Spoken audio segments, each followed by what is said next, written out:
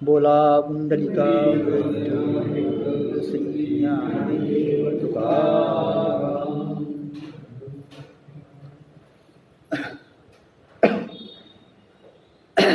पान 190 श्लोक.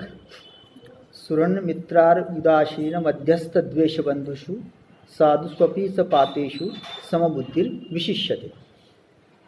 म्हणजे सुहृद मित्र शत्रू उदासीन मध्यस्थ द्वेष करण्यासारखा किंवा द्वेष करतोय असा करणारा आणि बांधव सज्जन पापी या सर्वांविषयी समबुद्धी ठेवणारा समान भाव ठेवणारा अत्यंत श्रेष्ठ आहे. या सर्वांबद्दल ज्याच्या ठिकाणी समभाव आहे. म्हणजे पहा, सुहृद मित्र शत्रू उदासीन मध्यस्थ द्वेष करण्याजोगा ज्याचा द्वेष करावा लागेल वा करता येईल अशा प्रकार बांधव सज्जन आणि पापी या सर्वांविषयी समान भाव ठेवणारा अत्यंत श्रेष्ठ आहे. सुहृद सुहृद म्हणजे सखा मित्र असा असणार सुहृद. आता पहा, म्हणजे मागल्या श्लोकामध्ये असं सांगितलं की ज्ञान विज्ञान यानं तृप्त असणारा अत्यंत निर्विकार असणारा माती दगड सोनं याच्याबद्दल समभाव असणारा असा जो योगी असतो तो श्रेष्ठ आहे.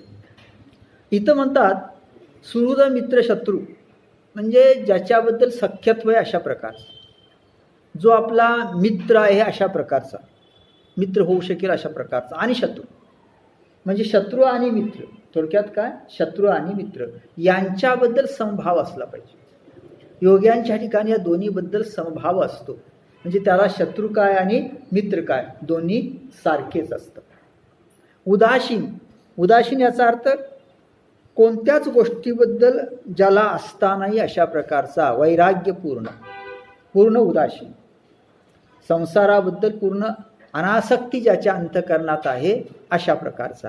मध्यस्थ मध्यस्थ म्हणजे दोन्ही बाजू ऐकून घेणार अशा प्रकारचा एखादा, म्हणजे जो दोन्ही बाजू ऐकून घेतो, दोघांनाही योग्य न्याय देतो अशा प्रकारची जर एखादी व्यक्ती असेल तर तशा प्रकारची व्यक्ती. द्वेष करण्याजोगा ज्याचा द्वेष करता येईल किंवा ज्यानं आपल्याबद्दल बरंच काही केलेलं आहे असं की त्याचा आपल्याला द्वेष करावा लागतो, मनामध्ये आपोआपच त्याच्याबद्दल द्वेष निर्माण होतो, अशा प्रकारची व्यक्ती असली तरीसुद्धा. त्यानंतर बांधव आपला सखा बांधव, सज्जन ज्याचं आचरण चांगलं आहे अशा प्रकारचा सज्जन, आणि पापी म्हणजे बांधव काय, सज्जन काय, पापी काय, द्वेष करण्याजोगा काय, उदासीन काय, मध्यस्थ काय, मित्र काय, शत्रू काय, सुहृद काय, ह्या सर्वांबद्दल समभाव असला पाहिजे. किंवा योग्याच्या ठिकाणी या सर्वांबद्दल काय असतो, समभाव असतो. आता समभाव का असतो हा पहिला प्रश्न आहे. त्याचं कारण असं आहे की या सर्वांच्या मध्ये तोच एक परमात्मा परमेश्वर भरून राहिलेला आहे असा त्याचा भाव असतो, अशी त्याची श्रद्धा असते.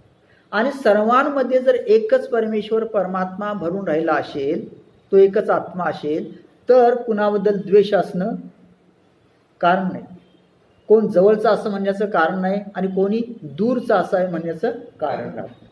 आणि म्हणून असं म्हटलंय की योग्याच्या ठिकाणी अशा प्रकारचा भाव असतो आणि म्हणून असा जो योगी असतो तो श्रेष्ठ योगी आहे सर्वात, असं म्हणायला काही हरकत नाही.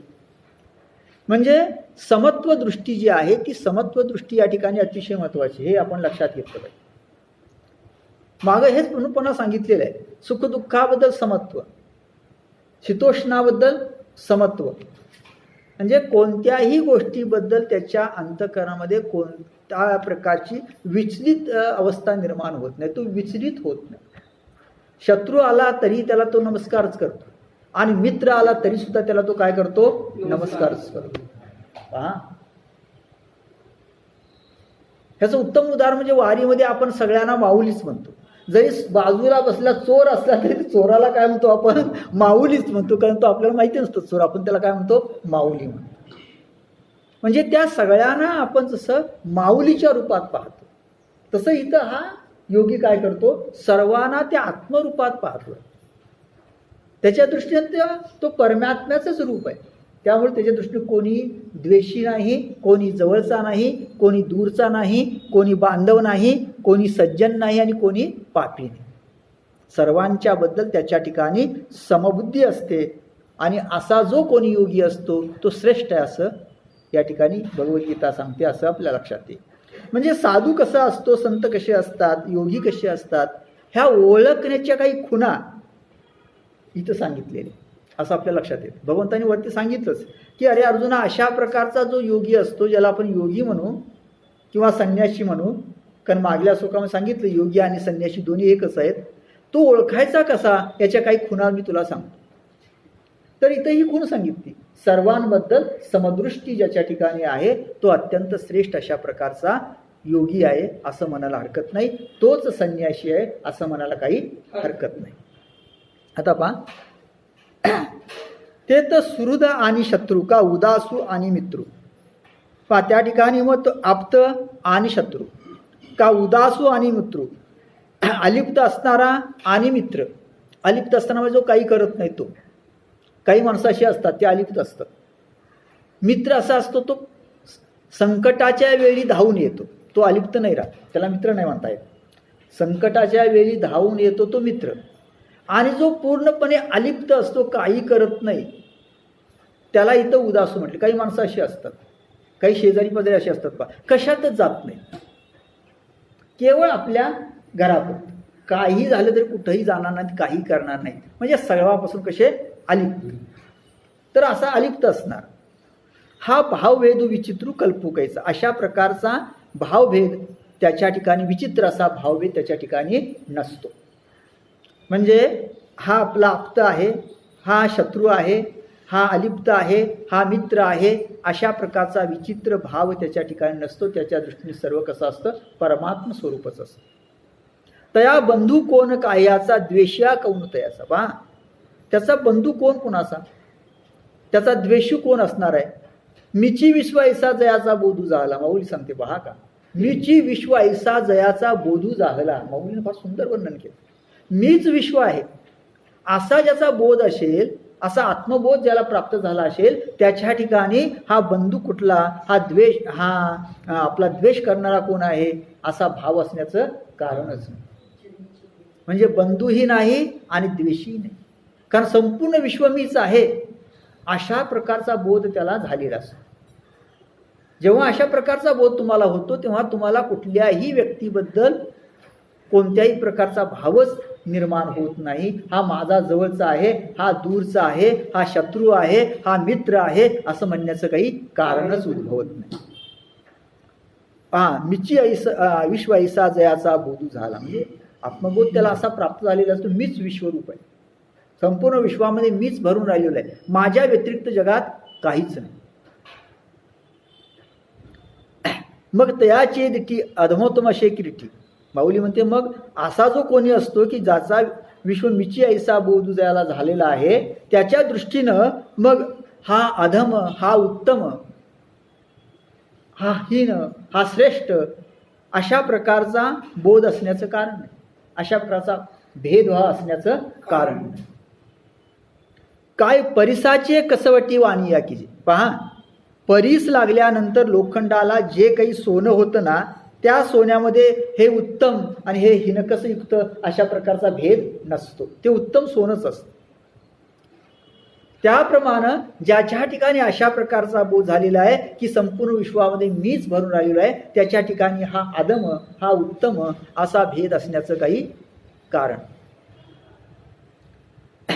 ते जैशी निर्वाण वर्णूची करी, तैशी जयाची बुद्धी चराचरी. पहा, म्हणजे ज्याप्रमाणे तो परीस लागला सोन्याला की जे सोनं तयार होतं ते उत्तम प्रकारचं सोनं असतं, निर्वाण वर्णूची करी. तैशी जयाची बुद्धी चराचरी, होय साम्याची उजरी निरंतर. त्याप्रमाणे ज्याची बुद्धी या संपूर्ण चराचरामध्ये समत्व भावाची उजळीच असते, उजळलेली असते, समत्व भावानं उजळलेली असते. हे सर्वत्र समत्व भाव त्याच्या ठिकाणी असतो. आणि मग असा समत्भाव असणाऱ्या व्यक्तीच्या ठिकाणी कोणत्याही प्रकारचा भेदच राहत नाही. तो अभेद तत्वानं सर्वत्र पाहत असतो. सर्वत्र परमतत्वच भरून राहिलेलं आहे असं तो जाणत असतो. त्याप्रमाणे पाहत असतो. तशा प्रकारचा भाव, तशा प्रकारची श्रद्धा त्याच्या अंतःकरणामध्ये असते. जे ते विश्वालंकाराचे विसुरे जरी आहाती अनाने आकारे. पहा, म्हणजे हे विश्वरूपी अलंकाराचे ठसे जरी वेगवेगळ्या प्रकारचे असले तरी घडले एकची भांगारे परब्रह्मे. तर त्या एकाच परब्रह्मरूपी सोन्यानं ते घडलेले आहेत असं त्याला जाणवतं. जे जसं तुम्ही सोनाराकडे अनेक दागिने घेऊन गेलात, हे काय मंगलसूत्र आहे, हा काय चप्पल हार आहे, हे काय अनिक आहे, तमुक आहे, वगैरे वगैरे, तो कधी त्या अलंकाराकडे पाहताना हे वेगवेगळे अलंकार आहेत म्हणून पाहत नाही. तो फक्त एवढंच पाहतो, हे सोनं आहे. काय आहे? सोनं आहे. म्हणजे हे जे अलंकार आहेत ते अलंकार कशाने घडलेले आहेत? त्या एकाच सोन्यानं घडवलेले आहेत. फक्त त्या सोन्याला वेगवेगळे आकार दिलेले आहेत आणि म्हणून आपण त्याला काय म्हणतोय? वेगवेगळे नावं देतो. तसं परब्रह्मरूपी सोन्यानं हे संपूर्ण विश्व घडलेलं असल्यामुळं या संपूर्ण विश्वाला फक्त नावं वेगवेगळी आहेत. ते घडले कशानं? त्या परब्रह्मापासून, त्या परमात्म्यापासून. मग त्याला कुठं नाव स्त्री पुरुष असेल, त्याला कुठं नाव असेल सूर्य वगैरे वगैरे, पृथ्वी वगैरे, अशा प्रकारची नावं असतील. पण हे सगळ्यात काय आहे? ते केवळ परब्रह्म आहे, तो परमात्मा आहे असा त्याचा भाव असतो. ऐशे जाणणे जे बरवे ते फावले ते आगवे. अशा प्रकारचं जी जाणीव असते उत्तम प्रकारची ती त्याला प्राप्त झालेली असते. मनोनी आहाच वाचे न झकवे. म्हणून वरवरच्या कोणत्याही गोष्टीमध्ये तो फसत नाही. म्हणजे हे जे वेगवेगळे आकार दिसत आहेत, मग प्राणी मात्रांचे आकार असतील, ग्रहांचे आकार असतील, वेगवेगळ्या वस्तूंचे आकार असतील, पदार्थांचे आकार असतील, या आकारांमध्ये तो कधी फसत नाही. त्याच्या दृष्टीनं सर्वत्र काय असते? आकारांच्या रूपानं काय भरलेलं आहे? ते परब्रह्मच भरलेलं आहे असा त्याचा भाव असतो, अशी त्याची श्रद्धा असते. जसं त्या सोनाराच्या दृष्टीनं केवळ त्यामध्ये काय असतं? सोनं असतं. तुम्ही जर त्याला सोनाराला म्हटलात की हे मंगलसूत्र आहे, मग ह्याची किंमत जरा वेगळी असली पाहिजे, ही काय वेगळ्या आणि प्रकारची काय पाटल्या वगैरे आहेत, ह्याची किंमत वेगळी, ते नाही, ते म्हणणार नाही. ह्या सगळ्यात जे काही सोनं मिळेल त्या सोन्याची किंमत मिळेल. म्हणजे त्यांच्या दृष्टीने काय आहे? फक्त सोनं आहे. तुमच्या दृष्टीने वेगवेगळे त्याला आकार दिले आहेत तुम्ही. तसं त्या जो अशा प्रकारचा योगी असतो उच्च अवस्थेला पोहोचलेला, त्याच्या दृष्टीनं ह्या संपूर्ण विश्वामध्ये केवळ काय असतं? परब्रह्मच असतं, परमात्माच असतो, वेगळं असं काही नसतं. घाबे पटा माझी दृष्टी दिशे तंतूंची सैग सृष्टी परी तो एका वाचिनी गोटी दुजे नाही. पहा, आपण जर कुठलंही वस्त्र पाहिलं आणि त्या वस्त्रामध्ये जर आपण पाहिलं तर आपल्या लक्षात येईल पहा की त्या संपूर्ण वस्त्रामध्ये काय असतं बरं? सगळे तंतूच असतात ना, धागेच असतात. धाग्याच्या दृष्टीने जर पाहिलं तर तो काय मनुष्य म्हणे? काय नाही, धागे आहेत.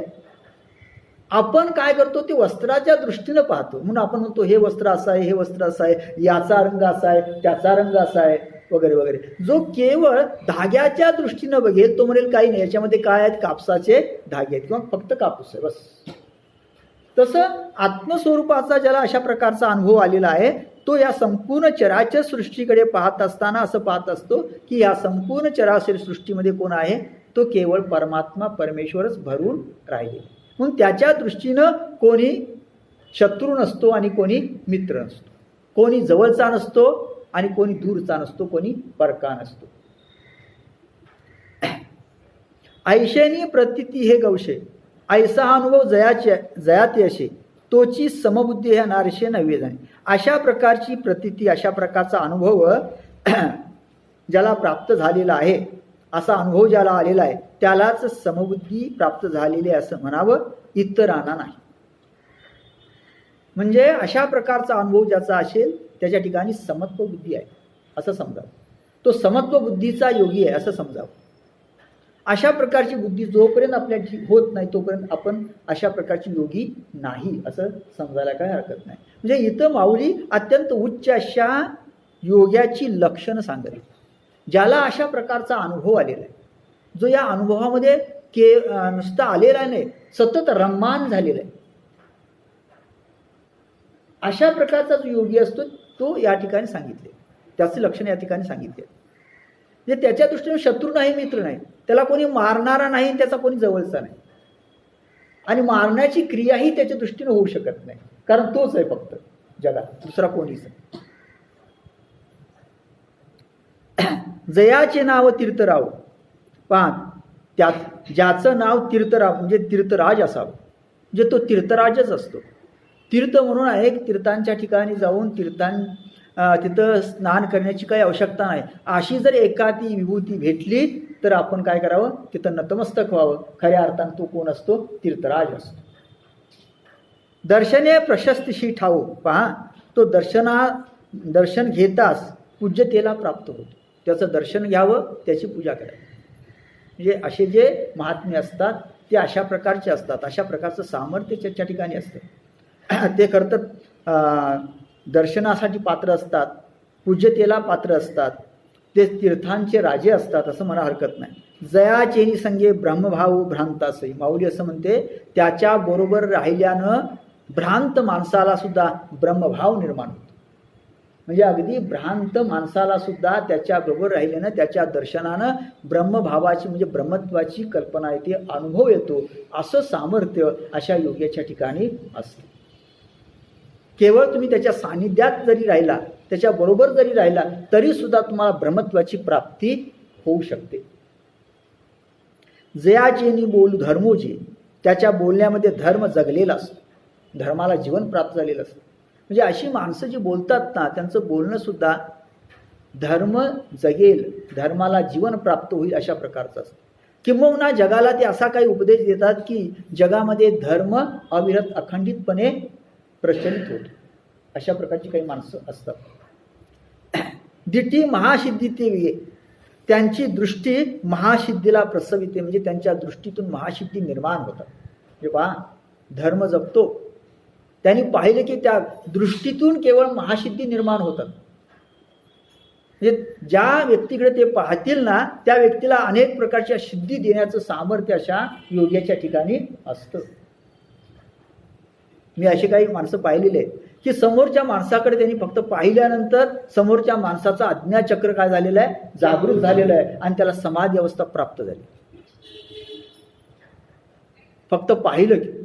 पण अशी माणसं भेटणं हे फार मोठं भाग्य असावं, पूर्वजन्मीचं फार मोठं पुण्य असल्याशिवाय अशी माणसं भेटत नाही, हे लक्षात. म्हणून इथं म्हटलं पहा की दिठी महासिद्धी तेवी, त्याची दृष्टी महासिद्धीला प्रसविते, म्हणजे त्याच्या दृष्टीतून महासिद्धी निर्माण होतात.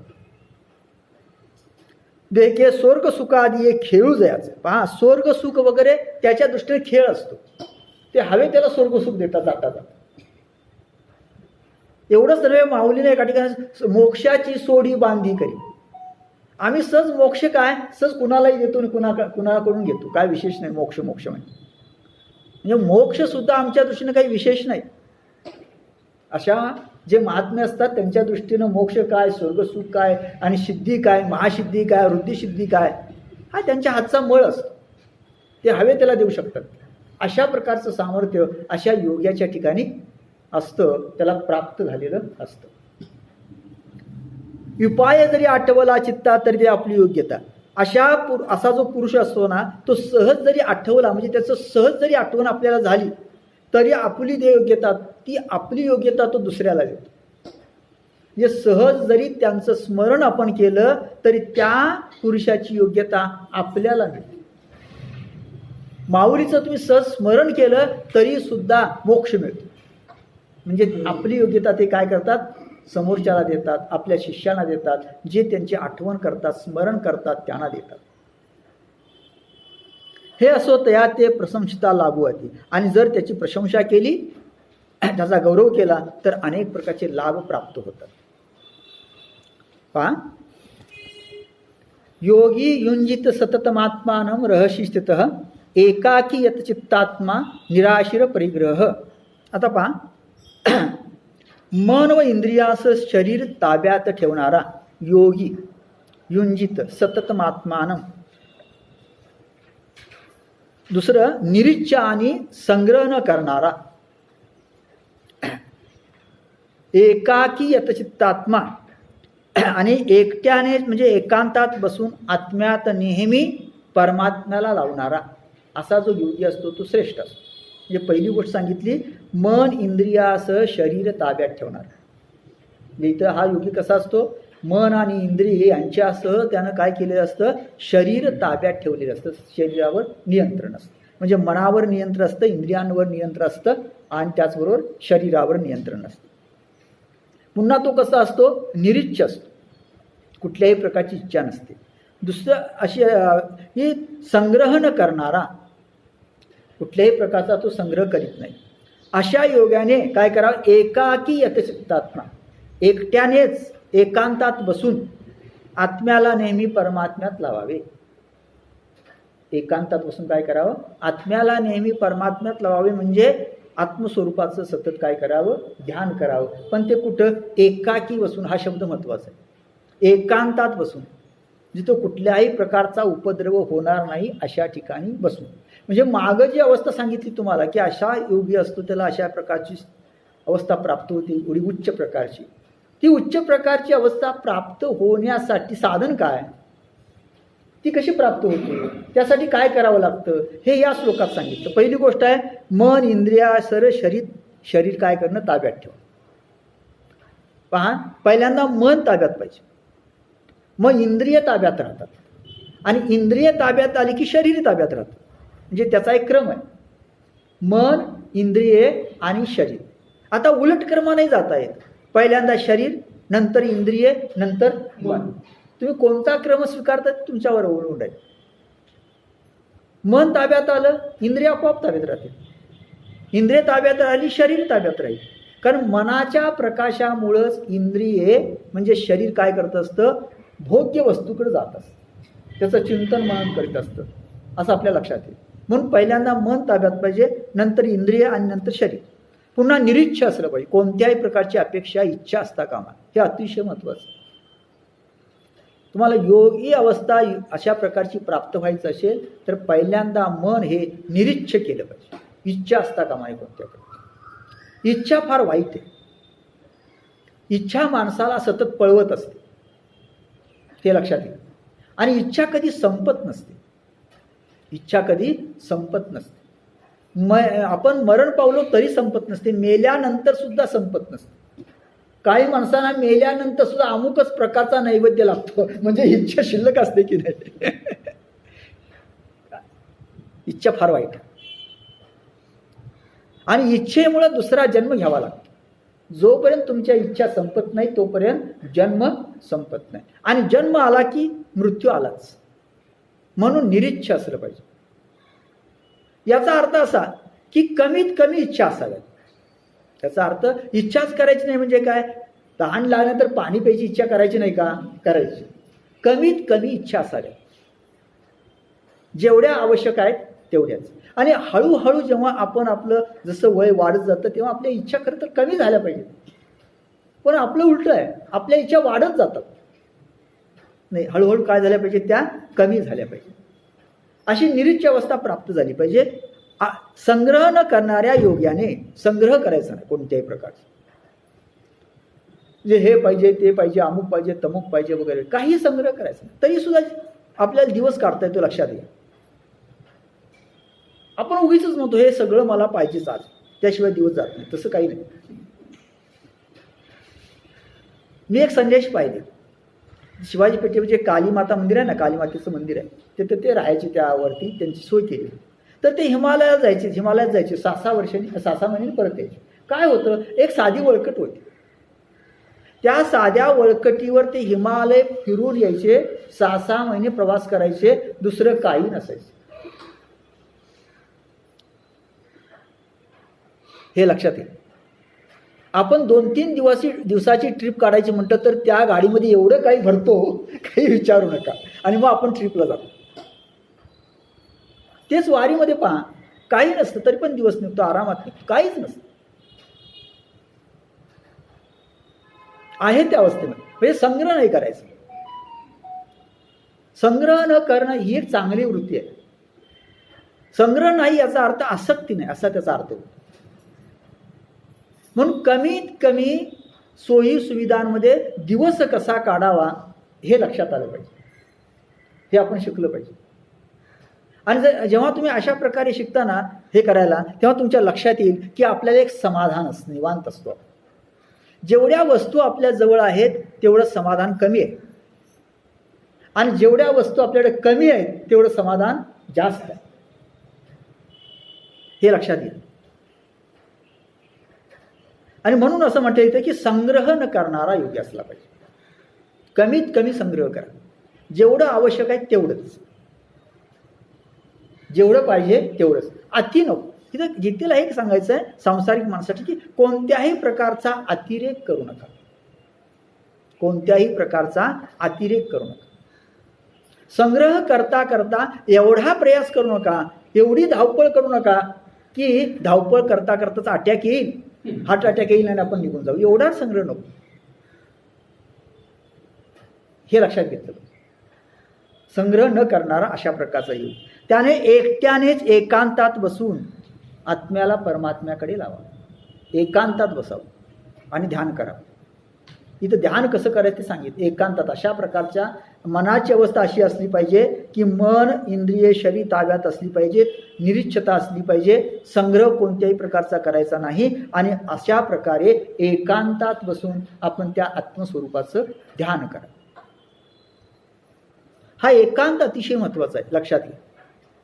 आणि बऱ्याच वेळा सांसारिक लोकांना हा एकांत सध्या मिळत नाही, अशी परिस्थिती आहे. आपण जरी एकांतात बसायचं म्हटलं तर कुठेतरी टी व्ही चालू आहे त्याचा आवाज येतो, बाहेर काहीतरी चालू आहे त्याचा आवाज येतो, आणि आपल्याला त्या मोबाईलची एवढी सवय लागलेली असते की आपण एकांतात बसायला, आपण ध्यानाला बसलो म्हटलं की कुणाचा तरी नेमका फोन येतो. म्हणून सगळं बंद करा. 15 मिनिटं सगळं बंद केलं, फोन वगैरे, म्हणून काही जगामध्ये बदल होत नाही, काही फरक पडत नाही, हे लक्षात घ्या. एकांत पाहिजे. आता योग्यांचा एकांत वेगळा आहे, ते फार सुंदर वर्णन माऊलीनं पुढे केलेलं आहे. हे मी आपल्यासाठी सांगतोय थोडक्यात. माऊलीला जे सांगायचं आहे ते उच्च योग्यांचा एकांत आहे वगैरे वगैरे. तर एवढं कमीत कमी आपल्याला करता आलं पाहिजे, आणि मग अशा आपल्या एकांतात बसून त्या आत्म्याला नेहमी परमात्म्याकडे, म्हणजे त्या आत्मस्वरूपाचं सगळं काय करावं, चिंतन करावं, ध्यान करा. आता पहा, पुढती अस्तवे नाहीशी जया पाहले अद्वैत दिवशी. ज्यानं असा अद्वैत दिवस पाहिलेला असतो की जो कधीच मावळत नाही. म्हणजे असा मगाशी सांगितलं योगी कसा असतो, त्यानं असा अद्वैत दिवस पाहिलेला असतो, म्हणजे अद्वैताची अशा त्याला प्राप्ती झालेली असते की जे अद्वैत कधीही नष्ट होत नाही, मावळत नाही. मग आपण पाची आपण अशी अखंडित, तो आपल्याच ठिकाणी आपणच अखंडित असतो. आपल्याच ठिकाणी आपणच कसा असतो, अखंडित असतो. हे आपणच आपल्याला शोधायचं आहे, आपणच आपण व्हायचंय. परवा सांगितलं मी तुम्हाला, इथं दुसरं काही व्हायचं नाहीये, आपणच आपण व्हायचंय. म्हणून अध्यात्मामध्ये काही कमवायचं नाही आणि अध्यात्मामध्ये काही गमवायचंही नाही.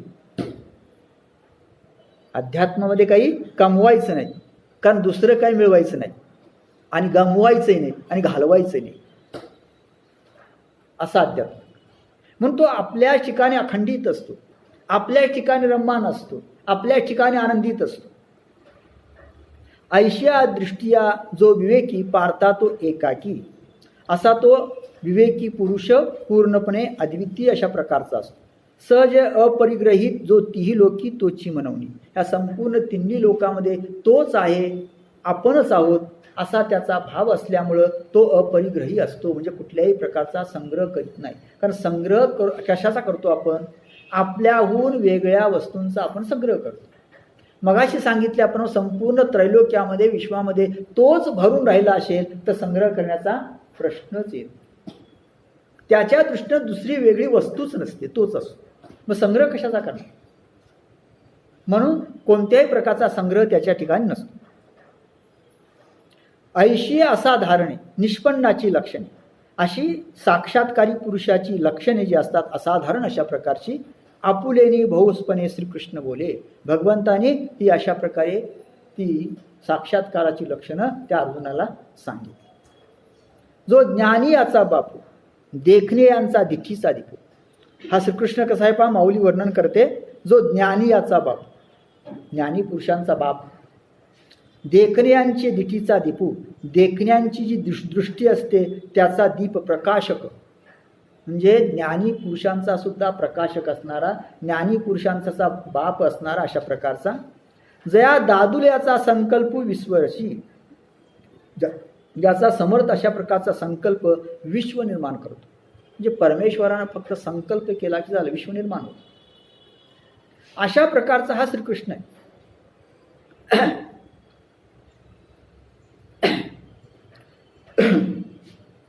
पहा, प्रणवाची ये पेटी जाहले शब्दब्रह्म माझीटी. प्रणवाची ये पेटी म्हणजे वेदांचं उत्तम वस्त्र जाहले शब्दब्रह्म माझीटे. ता इथं असं कल्पना केलेली आहे, एक ओंकाराच्या बाजारात वेदांचं जे उत्तम वस्त्र आहे ते उत्तम वस्त्र हेच जे उत्तम वस्त्र आहे ते जयाच्या यशा धाकुटे वेडून पुरे, म्हणजे ज्याचं यश एवढं मोठं आहे की ते वस्त्र त्याला पुरत नाही.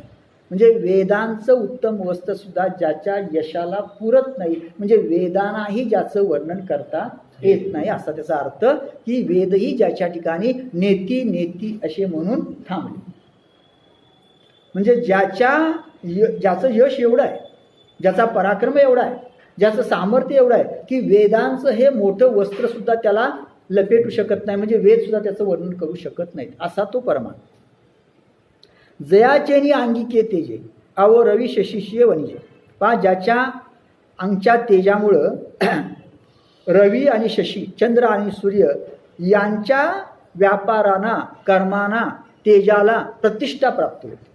असं म्हटलं जातं की चंद्र सूर्य यांच्या ठिकाणी जे तेज आहे ते तेज कुणाचं आहे? त्या भगवंताचं तेज. म्हणजे चंद्र सूर्य कुणाच्या सत्तेनं चालतायत? भगवंताच्या सत्तेनं चालतायत. ही म्हणजे त्या चंद्रसूर्यांच्या तेजाला सुद्धा ज्याच्यामुळं प्रतिष्ठा प्राप्त होते, ज्याच्यामुळं ते सुद्धा चालतात, कार्य आपलं करतात, अशा प्रकारचा जो परमेश्वर आहे त्या परमेश्वराचं वर्णन या ठिकाणी माऊली करते असं आपल्या लक्षात येतं. हा गा नामची एक जायचे पाहता गगनही दिशेटाचे. पुढे असं म्हटलंय की ज्याचं नाम पाहिल्यानंतर गगन सुद्धा अल्प जाणवतं. मागा मी आपल्याला सांगितलेलं आहे की परमेश्वर किती मोठा आहे. ज्ञानदेव पुषे निवृत्तीशी चाड, गगनाहुनी वाढ नाम आहे. ज्ञानदेवाने एकदा निवृत्तींना विचारलं की हे नाम म्हणजे हा परमेश्वर परमात्मा किती मोठा आहे, तेव्हा निवृत्तीनाथांनी सांगितलं तो गगनापेक्षा, आकाशापेक्षाही मोठा. म्हणून इथं म्हटलेलं पहा, नामची एक जयाचे पाहता गगनही दिशेटाचे. त्याचं नाम पाहिल्यानंतर गगन सुद्धा त्या ठिकाणी अल्प वाटतं, छोटं वाटतं. किंबहुना एका ठिकाणी तर माऊली असं म्हणते की हा श्रीकृष्ण परमात्मा परमेश्वर किती मोठा आहे. तर त्या ठिकाणी त्याने असं सांगितलं की गगनासारख्या अनेक वस्तू माझ्यामध्ये लपलेल्या आहेत. गगनासारख्या अनेक वस्तू माझ्यामध्ये लपलेल्या आहेत. आणखी एका ठिकाणी असं सांगितलं की जर गगनाला असं वाटलं लपंडाव खेळावा तर तो माझ्या स्वरूपाच्या ठिकाणी खेळावा, एवढं माझं स्वरूप तिथे आहे मोठं. असा जो परमेश्वर आहे तो परमात्मा, गुण एक एक काय त्याचे आकळशील तू. अशा प्रकारचा तो परमेश्वर आहे, त्याचे एक एक गुण तू काय बरं जाणशील ते शक्य नाही. म्हणजे किती त्या परमेश्वराच्या गुणांचं जरी वर्णन केलं तरी ते आपल्याला शक्य नाही असा तो परमेश्वर परमात्मा आहे. पण माऊली म्हणते म्हणून असो हे वानणे, हे वर्णन असू दे. सांगो नेनो कवनाची लक्षणे, ही त्याची लक्षणं आपल्याला काय समजणार नाही, सांगता येणार. दावावी मिशे येणे का बोलिल होते, फक्त काही निमित्त मात्र मी सहज बोलून गेलो. म्हणजे त्या भगवंताचं सर्व वर्णन मला करणं शक्य नाही, पण सहज मी या निमित्तानं मी त्याचं काही किरकोळ वर्णन केलं. ऐके द्वैताचा ठाऊची फेडी, ते ब्रह्मविद्या किजेल उघडी, तरी अर्जुना पडी हे गोडी नाशिल. पहा, ऐके द्वैताचा ठाऊची फेडी, द्वैताचा ठावच नष्ट करणारी ब्रह्मविद्या जी आहे ती ब्रह्मविद्या जर आपण उघडी केली तरी अर्जुना पडिये हे गोडी नाशेल हन. माऊली या ठिकाणी कल्पना केलेली आहे की भगवान श्रीकृष्ण अर्जुनाला ही ब्रह्मविद्या सांगताय, अत्यंत उच्च कोटीचं वर्णन करून सांगताय. मग भगवंताच्या मनामध्ये असं येतं माऊली कल्पना करते. भगवंताला असं वाटतं अरे बाबा ही ब्रह्मविद्या जी आहे ती आपण जर का संपूर्ण याच्यासमोर उघडी केली या अर्जुनाच्या समोर, तर मग अर्जुना पडिये गोडीही नाशेल. अर्जुन मला फार आवडतो असं म्हणणं यातली गोडी आहे ती नष्ट होईल. कारण अर्जुन वेगळेपणाने शिल्लकच राहणार नाही ना. मग काय करायचं? भगवान श्रीकृष्ण अर्जुनाला अनेक ठिकाणी म्हणतात जर तुझं आणि माझं पूर्ण अद्वैत झालं तर अरे मग बोलू कुणाशी, हा संवाद कुणाशी साधू. म्हणजे हा अद्वैत भावामध्ये पूर्ण अद्वैत होऊनही चालत नाही. भगवान म्हणतात मग मी एकटाच काय करू तुझ्या वाचून, कारण भगवंत आहेत म्हणजे भक्त पाहिजे आणि भक्त आहेत म्हणजे भगवंत पाहिजे. इथं सुद्धा ते म्हणतात पहा की मग अर्जुन आपल्याला आवडतो हे म्हणता येणार नाही, कारण ती ब्रह्मविद्या पूर्ण जर अर्जुनाला सांगितली तर अर्जुन काय होईल, पूर्णपणे तद्रूप होऊन जाईल. म्हणून ते तैसे बोलणे नव्हे सपातळ आड लावणे. म्हणून भगवंतांनी काय केलं, ते बोलणं पूर्णपणे तसे बोलले नाहीत, त्याच्यामध्ये पडदा ठेवला थोडा. भगवंतांनी काय केलं बरं, त्या बोलण्यामध्ये काय केला, अगदी सपातळ अत्यंत पातळ असा पडदा ठेवला. केले मनची वेगळवाने भोगावया. काय केलं पहा की त्यांनी मनच थोडं वेगळं केलं एकमेकाचा भोग घेण्यासाठी, आणि जणू काही तेच झाले अर्जुन. अनेक ठिकाणी माऊलीने फार सुंदर वर्णन केले की भगवंतच अर्जुन झालेले, भगवंतच काय झालेले, अर्जुन झाले. किंबहुना अर्जुनाचं रूप हे भगवंताचंच रूप आहे, आणि दोघं मग एकमेकाशी बोलतायत, थोडासा आडपडदा ठेवलेला आहे. जर पूर्णपणे एकरूप झाले दोघं तर मग बोलायचं कुणाशी आणि काय बोलायचं, मग भाव नष्ट होईल ना, मग अवघड होईल.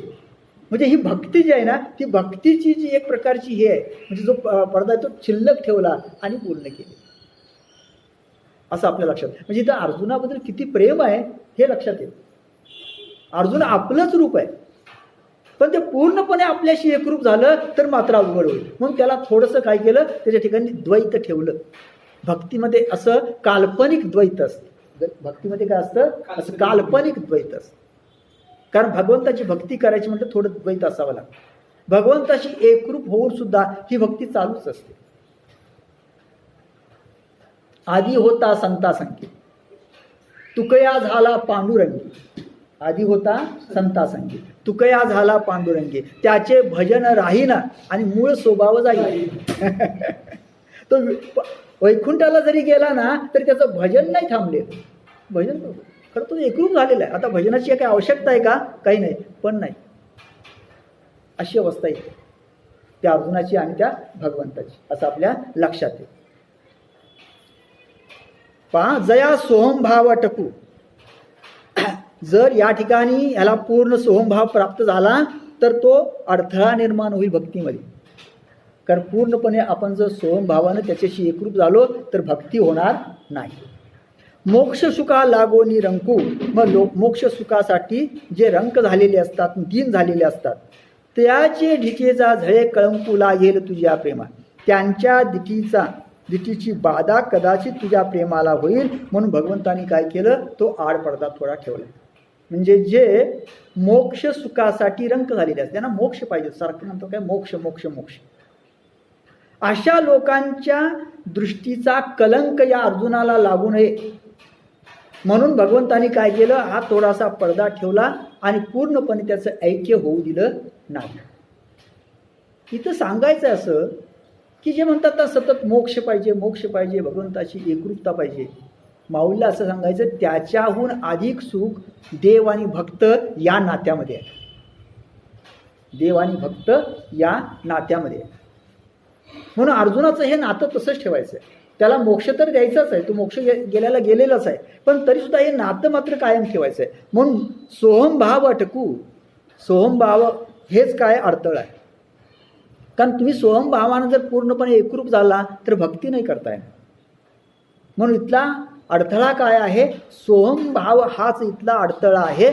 आणि मोक्ष सुखासाठी जे दीन झालेले आहेत त्यांच्या दृष्टीचा कलंक लागेल या अर्जुनाच्या प्रेमाला. म्हणून भगवंतानी ते अर्जुनाचं प्रेम तसंच ठेवून त्याला मोक्षाप्रत्ये, म्हणजे एका बाजूला त्याला मोक्ष तर दिलेलाच आहे, पण त्याचं ते प्रेम मात्र तसंच ठेवलं, म्हणजे थोडासा आडपडदा ठेवला. कारण ते प्रेम महत्त्वाचं, ती भक्ती महत्त्वाची. पहा, विपाय अहंभाव याचा जाईल, मी त्याची हा जरी होईल, तरी मग काय किजेले ऐकले.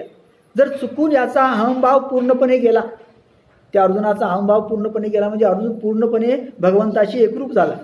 मी त्याची जरी हा होईल, जर हा मीच होऊन गेलो, माऊली भगवान म्हणतात, जर हा अर्जुन माझ्याशी पूर्णपणे एकरूप झाला, तरी मग काय किजेले ऐकले, मग मी एकटा काय करू. पहा, जर तो अर्जुन माझ्याशी पूर्णपणे एकरूप होऊन गेला, ह्याचा पूर्ण अहंभाव गेला, तर मी एकटा काय करू. कारण मला इथं कोण पाहिजे आहे, भक्त पाहिजे. भगवंताला कोण पाहिजे, भक्त पाहिजे. ते म्हणतात, मी सगळं हे जे सगळं निर्माण केलेलं आहे, मी जे अवतार घेतोय आणि हे सगळं कशासाठी करतोय, भक्तासाठी करतोय. कारण मलाही एकांतात करमत नाही, मलाही काय होत नाही, एकांतात करमत नाही. मला कोण लागतं, भक्त लागतं. मग दिटीची पाहता निविजे, काय अर्जुनाचं वर्णन केले. पहा, दिटीची पाहता निविजे म्हणजे दृष्टीनं पाहिलं असता, दृष्टी टाकली असता शांत व्हावं, निवांत व्हावं. का तोंड भरून बोलीचे, तोंड भरून बोलावं. ना तरी दाटून खेव दिजा इशे कवन आहे, किंवा एकदम दाटून आलिंगन द्यावं असं कोण आहे. भगवान म्हणतात, जर हा अर्जुन नसेल, असा जर भक्त नसेल, तर ज्याच्याकडे पाहिल्यानंतर निवांत वाटावं.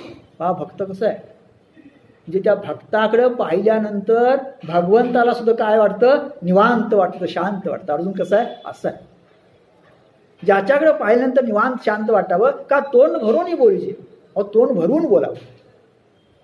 एखादा माणूस असा असावा जसे तोंड भरून बोलता येईल, ज्याला अंतःकरणातलं सांगता येईल, नाही का. काही गोष्टी अशा असतात कुणाला सांगता येईल, असं वाटतं आहे बाबा कुणाला तरी सांगितलं पाहिजे. मग असा एखादा माणूस असावा, नाही का. एखादा मित्र असावा जवळचा, आणखी कोणी असावा, की अंतःकरणात त्याच्याजवळ काय करावं, उघडं करावं, बरं वाटतं. असं म्हणतात भगवान म्हणतात, असं कोण आहे, तो फक्त अर्जुन आहे. नातही दाटून खेवदिजा इशे कवन आहे, किंवा ज्याला गाढ आलिंगन द्यावं असा कोण आहे, कोणी नाही. म्हणून अर्जुनाचा हा जो पडदा आहे ना, तो तसाच ठेवला आणि भगवान त्याच्याशी बोलू लागले. आपुल्या मनाबरवी असमाई गोठी जीवी. पहा, आपल्या मनातील न सामावणारी गोष्ट मनामध्ये जे कवनेशी चावळावी जरी ऐक्य झाले. जर हा अर्जुनास आपल्याशी पूर्णपणे एकरूप होऊन गेला, तर मनामध्ये न सामावणारी एखादी गोष्ट असेल तर ती कुणाशी बोलावी. कोणतरी पाहिजे ना, तसं आपल्या जीवनात तसंच कोणतरी असावं लागतं. काही गोष्टी असतात की कुणाशीच बोलता येत नाही, तो काय करायचं. मग आपण म्हणतो, हां असा एक मित्र आहे, तिथं जाऊन अंतःकरण काय करावं, मोकळं करावं. असं भगवंताला वाटतं, हा अर्जुन असा आहे बाबा. मग मनातली सगळी गोष्ट ह्या कुणाला सांगावी, त्या अर्जुनाला सांगावी. कारण भगवान सांगतात, ज्ञानदेवानी वर्णन केले, जेन संगेची पितया वसुदेवाशी, जेन संगेची माते देवकीशी. जे हा अर्जुनानं कसं सांगितलं बरं, आई वडिलांना सुद्धा भगवंताने तसं सांगितलं नाही. अहो रुक्मिणी एवढी जवळची, तिलाही सांगितलं नाही. असं जे काही होतं ना सांगायचं, ते कुणाला सांगितलं, फक्त अर्जुनाला सांगितलं.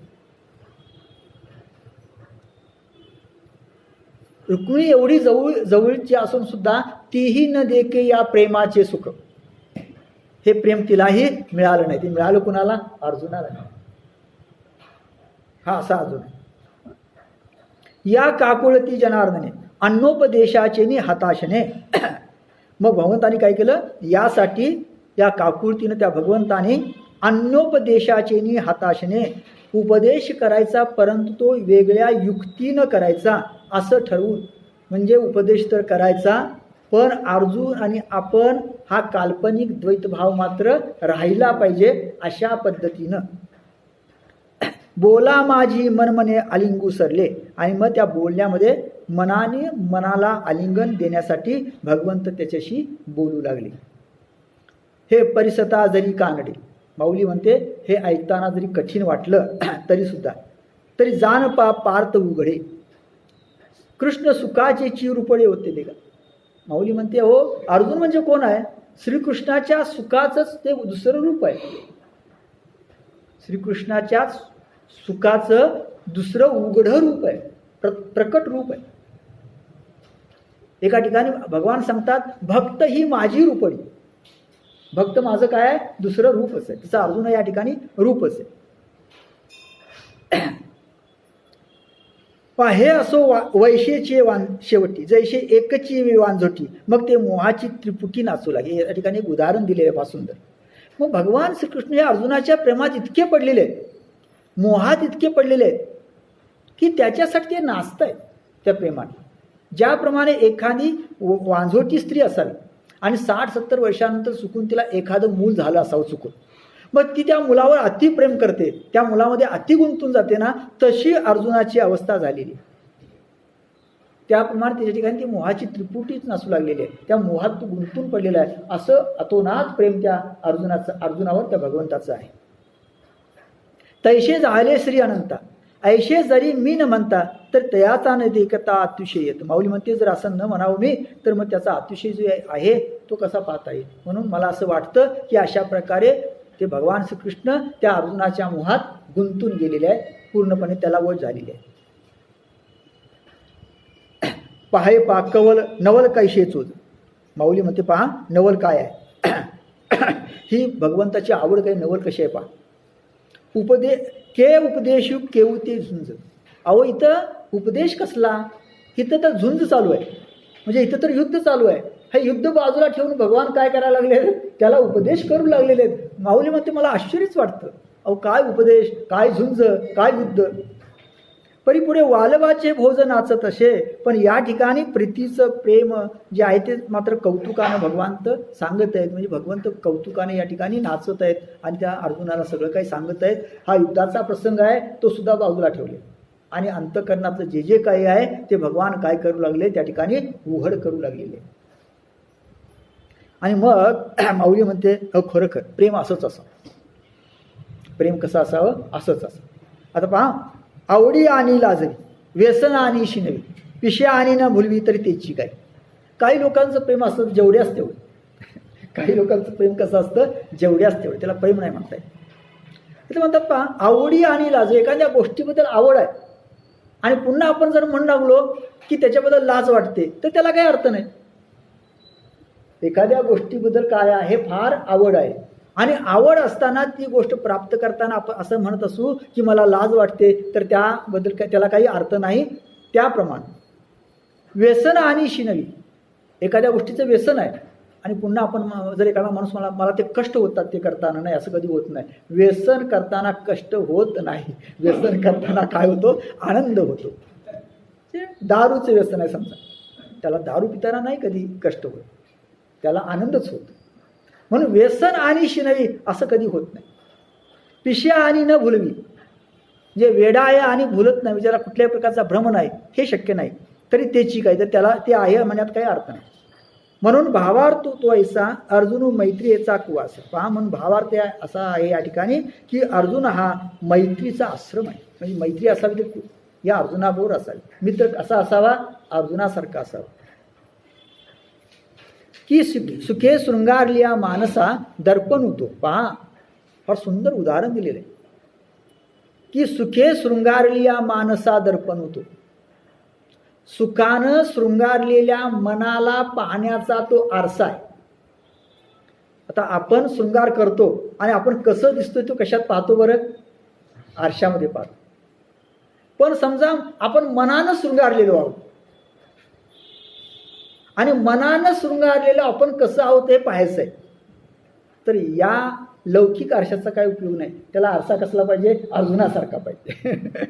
म्हणजे जर सुखानं शृंगारलेला मन पाहायचं असेल तर ते या आरशामध्ये पाहावं, अशा प्रकारचा तो अर्जुन आहे. म्हणजे जणू काय आपल्या मनाचं ते प्रतिबिंबच आहे. भगवान म्हणतात माझ्या मनाचं काय आहे ते जणू प्रतिबिंबच आहे. अर्जुन म्हणजे जे जे मला वाटतं ते ते त्याच्या ठिकाणी, तो म्हणजेच मी, त्याच्यामध्ये माझ्यामध्ये काहीच फरक आहे, फक्त नाव वेगवेगळं आहे एवढंच. या परी बाप पुण्य पवित्र जगी भक्ती बीजाशी सुक्षेत्र तो श्रीकृष्ण कृपे पात्र याची लाई. अशा प्रकारे माऊली म्हणते बाप रे पुण्य पवित्र असणारा, भक्ती बीजाला सुक्षेत्र असणारा असा तो अर्जुन या श्रीकृष्णाच्या कृपेला पूर्णपणे पात्र झाला. म्हणजे भक्ती कशी असावी, भक्तीचं बीज काय असतं हे पाहायचं असेल तर अर्जुनाकडून पाहावं. आणि असा तो पुण्य पवित्र असणारा, भक्ती बीजाला सुक्षेत्र भक्तिविधाचा असणारा अर्जुन जो आहे तो त्या श्रीकृष्णाच्या कृपेला पूर्ण पात्र झालेला आहे. हो का आत्मनिवेदनातळीची पहा, आत्मनिवेदनातळीची नवविधा भक्ती आहे, 9 प्रकारची भक्ती आहे. आत्मनिवेदन भक्तीच्या अगोदरची असणारी भक्ती म्हणजे सख्य भक्ती. जे पीठिका होय सख्याची, पार्थू अधिष्ठात्री तेतीची मातृगागा, अशी जी सख्य भक्ती आहे, ती सख्य भक्ती जी आहे त्या ठिकाणची मुख्य देवता कोण असेल तर हा अर्जुन आहे. म्हणजे सख्य भक्तीची मुख्य देवता असावी. सख्य भक्ती ज्या ठिकाणी मूर्तिमंत आहे त्या सख्य भक्तीचं मूर्तिमंत उदाहरण म्हणजे कोण असेल तर हा अर्जुन आहे. हे 9विधा स्वरूपाची जी भक्ती आहे त्याची जी सख्य भक्ती आहे ती सख्य भक्तीचं अगदी परिपूर्ण अशा प्रकारचं उदाहरण म्हणजे कोण आहे, अर्जुन आहे असं भगवंतांना म्हणायचं आहे. पाशीची गोसावी न वर्णिजे, मग पायिकाचा गुण घ्यायचे. ऐसा अर्जुन तो सहजे पडी हरी. पहा, पाशीची गोसावी न वर्णिजे, जवळच असणाऱ्या जो मालक असतो त्याचं वर्णन करू नये. मग पायिकाचा गुण घ्यायचे, मग दासाचा गुण घ्यावा. म्हणजे मालकापेक्षा त्याचा दासच एवढा चांगला असतो त्याचाच गुण घ्यावा, तोच उत्तम असतो. देवापेक्षा भक्तच असा श्रेष्ठ असतो की देवाकडे जाण्याची गरजच नाही, तो भक्तच असा श्रेष्ठ असतो की त्या भक्ताकडून सर्व काही मिळतं. असा हा अर्जुन आहे. ऐसा अर्जुन तो सहजे पडिहरी, असा तो अर्जुन भगवंताला फार आवडत आहे. पहा अनुरागे भजे, जे प्रियोत्तमे मानिजे, ते पतिहुनी काय न वानिजे पतिव्रता. माऊली असं म्हणते, कदाचित तुम्हाला वाटेल अरे हा भगवंताचं वर्णन न करता त्या अर्जुनाचंच वर्णन करू लागलेलं आहे, हे काहीतरी वेगळाच प्रकार आहे. तर माऊली त्याचं उदाहरण असं देते, पहा अनुरागे भजे, म्हणजे प्रेमानं भजणारे आपल्या पतीना, प्रियोत्तमे मानिजे, आणि पती जिचं वर्णन करतो, पतीसुद्धा जिचं वर्णन करतोय पतीच्या दृष्टीने सुद्धा जी श्रेष्ठ आहे अशी जर पतिव्रता असेल तर माऊली असं म्हणते पतीपेक्षा अशा पतिव्रतेचं गुण अधिक वर्णन करू नये काय, त्यात चुकीचं काय. म्हणजे ज्या स्त्रीचं प्रेम आपल्या पतीवर आहे, पतीची सेवा ती प्रेम भावानं करते, पतीसुद्धा तिला मानतो, अशी जी पतिव्रता असेल त्या पतिव्रतेचं वर्णन पतीपेक्षा आपण अधिक केलं ह्यात बिघडलं कुठं. तसं जो भगवंताशी एवढा एकनिष्ठ झालेला आहे, ज्याच्या वाचून भगवंत राहू शकत नाहीत, अशा भक्ताचंच वर्णन अधिक केलं तर बिघडलं कुठं. म्हणून अर्जुनाचंच वर्णन या ठिकाणी अधिक चाललेलं आहे असं आपल्या लक्षात येईल. तैसा अर्जुनची विशेष स्तवावा, ऐशे आवडले मज जीवा, जे तो त्रिभुवनाच्या दैवा एकायतनु जाहला. भगवान म्हणतात, अशा माऊली म्हणते, अशा प्रकारे तो अर्जुनाच विशेष स्तवावा, त्या अर्जुनाचं विशेष गुणगान करावं असं मला वाटलं, कारण तो त्रिभुवनाच्या दैवाला अगदी आश्रय झाला. म्हणजे त्या अर्जुनासाठीच भगवान श्रीकृष्ण या पृथ्वीतलावर आले आणि म्हणून त्या अर्जुनाचंच गुणगान अधिक करावं असं मला वाटलं.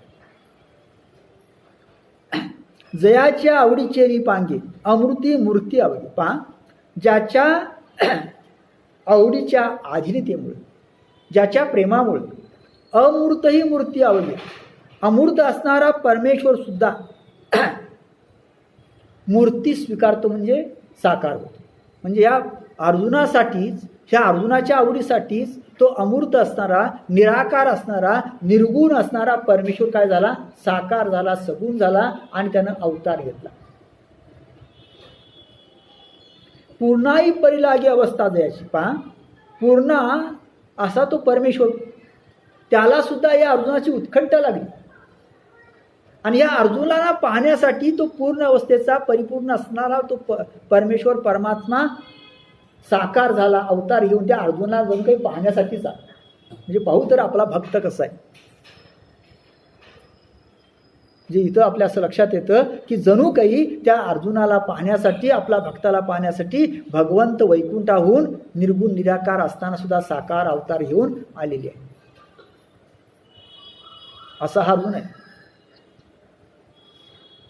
म्हणजे अर्जुनाचीच इथं अशा प्रकारची भक्ती आहे. आणि मग भगवान माऊलीला असं वाटतं मग अशा अर्जुनाचं वर्णन आधी करायला काय हरकत.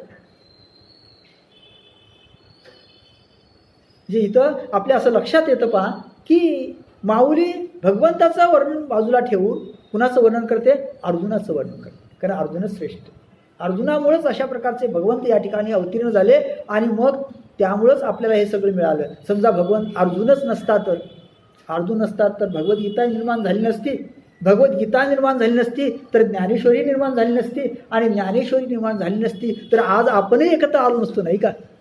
मग हे सगळं कुणामुळं घडलं, त्याच्यामुळं.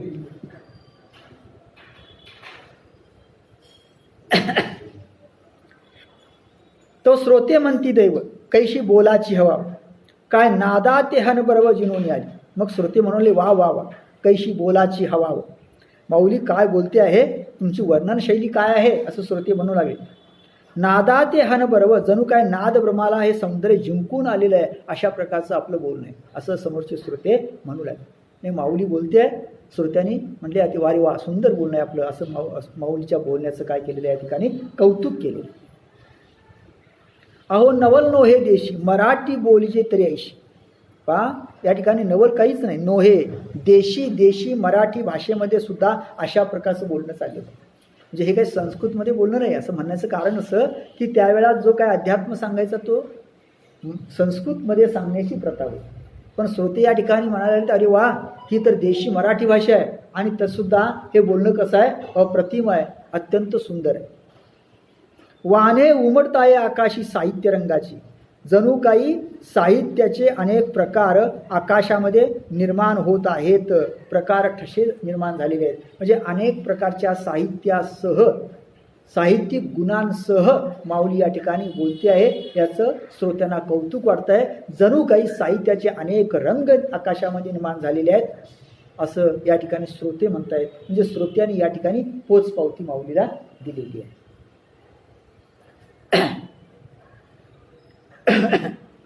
कैशे उन्मेघ चांदीने तार, पा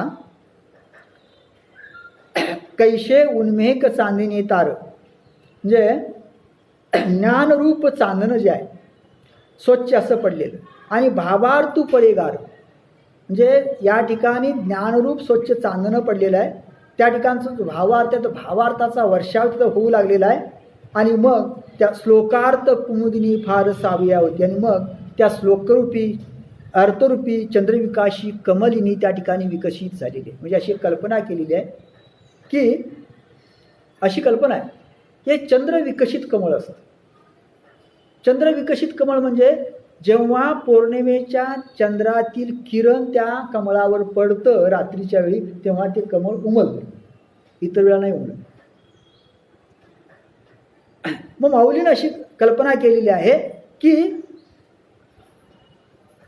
उन्मेघ चांदणे तार, ज्ञानरूप चांदणं जे आहे ते चांदणं ह्या कमलावर पडलं. कोणत्या कमलावर पडलेलं आहे, श्लोकाचा अर्थ, श्लोकार्थ हे जणू काही कमल आहे, आणि त्या कमलावर अशा प्रकारे ज्ञानरूपी चांदणं पडल्यामुळं आता ते जे कमळ आहे ना, ती कमलिनी जी आहे चंद्र विकसित कमलिनी, ती आता प्रफुल्लित झालेले, विकसित झालेले आहे, अशा प्रकारची सुंदर कल्पना केलेली आहे.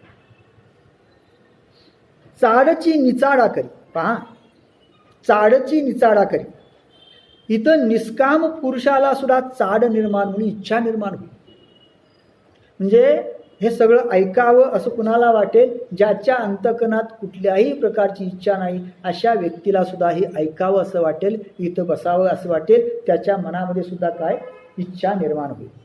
ऐशी मनोरथ येत होई, तेने विवळले अंतरी तेथ डोळ आलं. अशा प्रकारे या एकूण विवेचनामध्ये असा तो प्रकाश निर्माण झालेला